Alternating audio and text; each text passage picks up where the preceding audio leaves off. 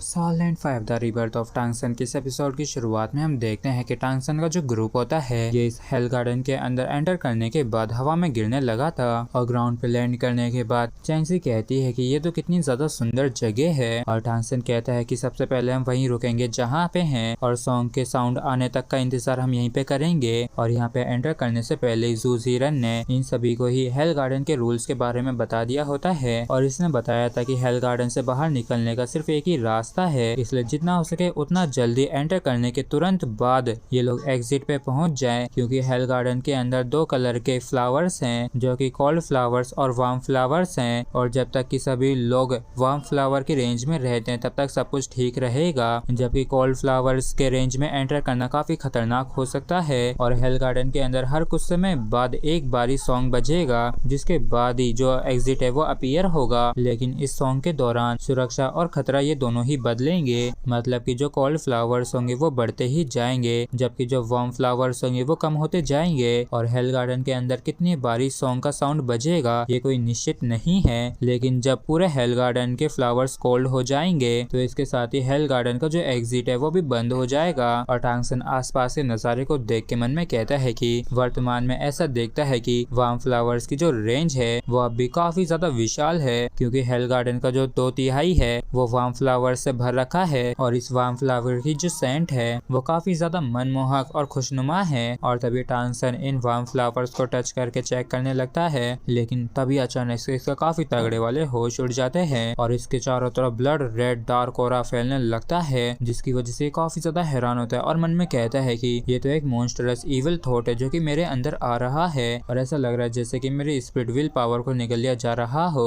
और टांगसन की ऐसी हालत देख के दुबई कहता है कि टांगसन तुम्हें क्या हो गया, तो टांगसन काफी ज्यादा आश्चर्य के साथ कहता है कि इस हेल गार्डन के ग्राउंड में काफी सारे इविल थॉट्स छिपे हुए हैं, इसलिए तुम में से कोई भी डायरेक्टली ग्राउंड को टच मत करना क्योंकि ये काफी ज्यादा खतरनाक हो सकता है। और इस चीज को सुन के दुबई कहता है कि अगर ये इतना ही ज्यादा खतरनाक है तो क्यों ना हम जल्दी से एग्जिट को ढूंढें और बेहतर यही रहेगा कि हम सॉन्ग के लिए इंतजार ना करें। मैं अपने हेवनली फॉक्स के लक को इस्तेमाल करता हूँ एग्जिट को ढूंढने के लिए। और इतना कह के दुबई अपनी हेवनली फॉक्स की पावर को इस्तेमाल करते हुए एग्जिट को ढूंढने की कोशिश करने लगता है, लेकिन तभी कहानी में ट्विस्ट आता है और इसकी हेवनली फॉक्स जो होती है उसकी तीनों ही टेल्स ब्लैक होने लगती है। और इस चीज को देख के टांगसन भी हैरान होते हुए मन में कहता है कि हेवनली फॉक्स की जो शेडो है उसकी तो तीनों ही पूंछें काली हो गई हैं जो कि बैड लक है और हमारे आसपास जो कोल्ड फ्लावर्स हैं वो अब हमारी तरफ फैलने लगे हैं। और इस चीज को होता देख के गुली तुरंत ही अपनी टाइम चेंज की एबिलिटी को इस्तेमाल करता है और इनके फैलने की रफ्तार को कम कर देता है, जबकि टांगसन पर्पल डीमन आइज का इस्तेमाल करके दुबई के ऊपर एक स्पिरिचुअल शॉक से अटैक कर देता है, जिससे कि दुबई को एक काफी तगड़ा वाला झटका लगता है और इसकी जो हेवनली फॉक्स की शेडो होती है वो भी गायब हो जाती है, जबकि स्पिरिचुअल शॉक की वजह से दुबई का सिर घूमने लगा था और ये कहता है कि ये तो जाहिर सी बात है कि मैं लक को ही इस्तेमाल कर रहा था, लेकिन आखिर ये कैसे बैड लक में बदल गया। तो टांगसन कहता है कि दुबई अपने हेवनली फॉक्स ट्रांसफॉर्मेशन को फिलहाल इस्तेमाल मत करना क्योंकि यहाँ पे कुछ तो गड़बड़ है और मैं कुछ खतरनाक चीजें आजमाने वाला हूँ, इसलिए मैं तुम लोगों से दूर रहूंगा, तब तक तुम लोग मेरा यहाँ पे इंतजार करना। और फिर टांगसन इन सभी से थोड़ी दूरी पे आ जाता है और मन में कहता है कि 200-300 मीटर दूर काफी होगा और मुझे मालूम नहीं है कि क्या होगा अगर मैं कोल्ड फ्लावर्स की रेंज में कदम रखता हूँ तो इस बारे में पहले से पता हो ये जरूरी है। और तभी टांगसन अपनी किसी तरीके की एबिलिटी को इस्तेमाल करते हुए अपने कदम को गोल्ड फ्लावर के एरिया में रखता है और कदम रखते इसके काफी तगड़े वाले होश उड़ जाते हैं और मन में कहता है कि इसमें से तो अचानक से कितना ज्यादा स्ट्रॉन्ग डेथ ऑरा आने लगा है और किसी तरीके की फोर्स मेरे पैर को काफी तेजी से खींच रही है और मेरी बॉडी के अंदर जो लाइफ ऑरा और ब्लड लाइन पावर है वो भी काफी तेजी से नीचे गिर रही है। और टांगसन के कदमों के आसपास जो कोल्ड फ्लावर्स थे वो भी कुछ अजीब तरीके से रिएक्ट करने लगते हैं और अब टांगसन भी इन्हें देख के काफी परेशान हो गया था और ये तुरंत ही गोल्डन लाइगर फ्लेम्स को इस्तेमाल करता है, जिसकी वजह से टांगसन के अंदर से काफी खतरनाक तरीके से एनर्जी निकलती है जो कि आसपास के एरिया को नष्ट कर देती है, जिससे कि कि ये जो फ्लावर्स वगैरह होते हैं ये भी नष्ट हो जाते हैं। और ये ब्लास्ट करने के बाद टंगसन मन में कहता है कि अचानक से मेरी पूरी बॉडी को ठंड सी महसूस होने लगी है और इस फीलिंग से ऐसा लग रहा है जैसे कि बैड लक आ रहा हो।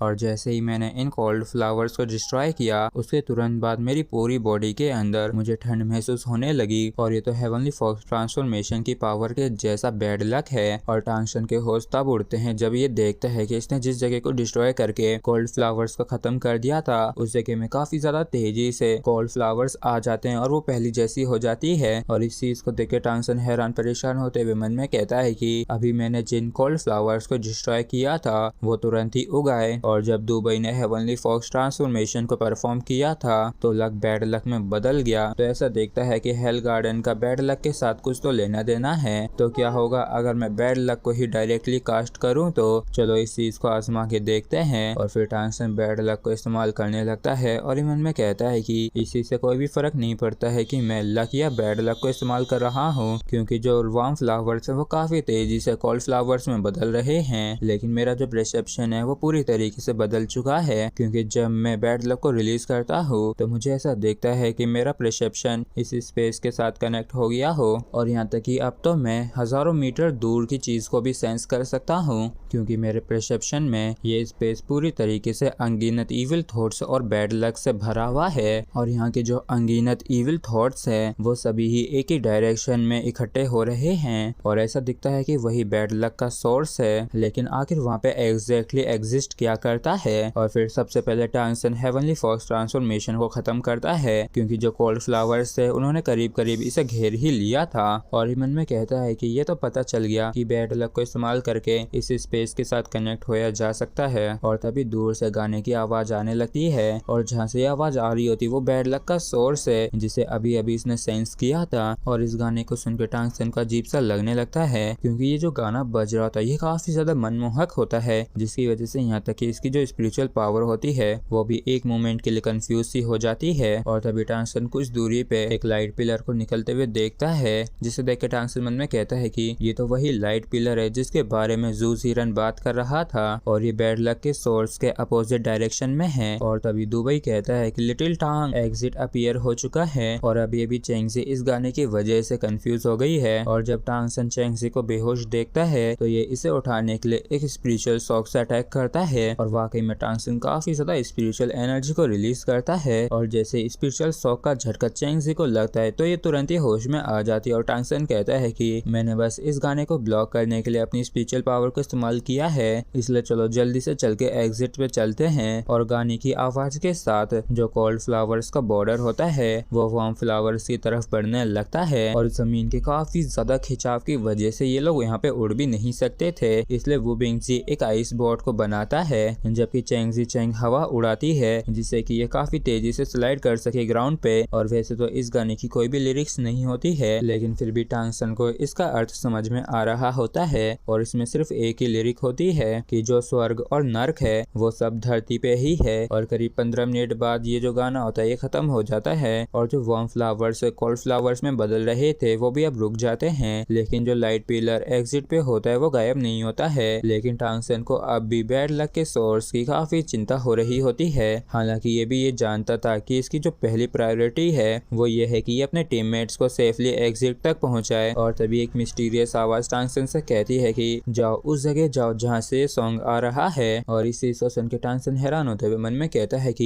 ये तो क्रिस्टल ग्रे डीमन एम्परर की आवाज है, क्या ऐसा हो सकता है कि ये एग से आ रही हो? और तभी टंगसन अचानक से इस बोट को रोकने के लिए कहता है तो दुबई कहता है कि लिटिल टांग आखिर क्या हो गया? और क्रिस्टल डीमन कहता है कि ये मैं हूँ, लेकिन ये बस मेरी स्पिरिट ही है। और वैसे तो मैं इस एग से इसलिए अटैच हुआ था जिससे कि मैं इसे हैच होते हुए देख सकूं, लेकिन चिंता मत करो, मेरे ये जो थॉट्स हैं ये इसके हैच होने के साथ साथ ही गायब हो जाएंगे। और अभी इसने सेंस किया है कि वहाँ पे इसे हैच होने के लिए अपॉर्चुनिटी मिल सकती है, इसलिए अभी ही वहाँ पे जाओ। और इस चीज को सुन के टंगसन मन में कहता है कि मुझे तो पता भी नहीं चला कि क्रिस्टल ग्रे डीमन एम्परर ने असल में अपनी डिवाइन कॉन्शियसनेस की एक रे को इसके साथ अटैच करके रखा है और इस बदलाव के साथ प्लान को अंजाम नहीं दिया जा सकता है। और ऐसा दिखता है कि हम सिर्फ वैसा ही कर सकते हैं जैसा कि इसने कहा है। और तभी टंगसन नाव को वार्म फ्लावर्स में ही कहीं रुकवा लेता है और सभी लोग उतर के आ जाते हैं, जहाँ पे टंगसन कहता है कि मेरे पास कुछ ऐसी बातें हैं जो मैंने तुम लोगों को पहले नहीं बताई हैं। क्योंकि जब मैं क्रिस्टल पैलेस गया था तब मैं सफलतापूर्वक चढ़ाई करके टॉप तक पहुंच गया था